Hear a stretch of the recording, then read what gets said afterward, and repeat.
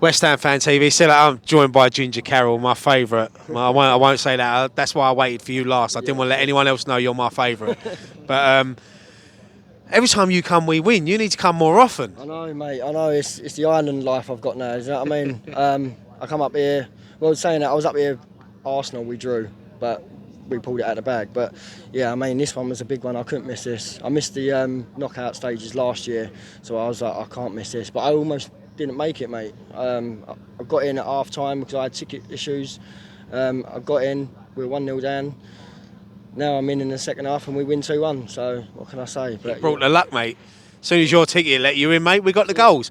But yeah, look, a lot of people have said here today it wasn't the greatest performance, a bit nervy from the players. That fed into the crowd as well. But we got the result. I mean, Ben Rama, look, I'm not going to get bored of mentioning him tonight because he does get a lot of stick sometimes from our fan base. But I thought he was easily the best player on the pitch tonight. I mean, I can't comment too much on the first half, but from what people were telling me, he was probably the standout player, and it showed in the second half.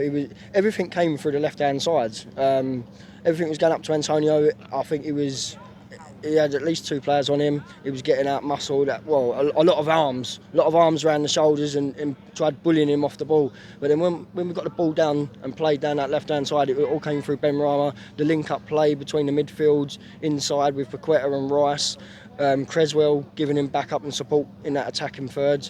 And then when Ings come on as well, I thought he was superb, linking up with him. Yeah, I agree with it. I think Ben Rama was quality tonight. And rightfully so, he does get a lot of stick because he'll pick the ball up down the side and he'll slow the game down when we need to keep the intensity high. But tonight, I think he done most things right. Yeah, no, I agree, mate. And look, it's been a big week for the football club. Obviously, beating Manchester United here, a win tonight. Big game at the weekend. I know mathematically we're not safe, but we are really. So, is it all? You just got to chuck everything next week now. Yeah, I mean, I was thinking this halfway through the second half. What would I do? I wouldn't go gun ho for Brentford. There's no point because you've got more winnable games, if you like. And I know Leeds and Leicester, they're going to be fighting their asses off to stay up, but I think we don't have too much luck with Brentford. And with the second leg, I think that's more important. We can go and win the second leg. We can give up Brentford, try and go for the second leg, get through that, and then we've got a bit of breathing space until the 7th of June for the final, if we get there.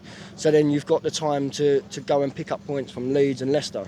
So I don't think we should go and give our best 11 out for Brentford. Give a couple of the youngsters, maybe even Ings, Mubama, Downs, all the fringe players that don't really get to play, and just rotate it a little bit, but keep the squad strong. Because for the first time in a good few years, we've actually got a squad that we can make changes and it will still be half decent, if you know what I mean. Whereas before, we had a lot of fringe players that just didn't cut it. So make a few changes, freshen it up a bit, keep the legs going, keep the momentum of the boys going, and then they're on the bench just in case.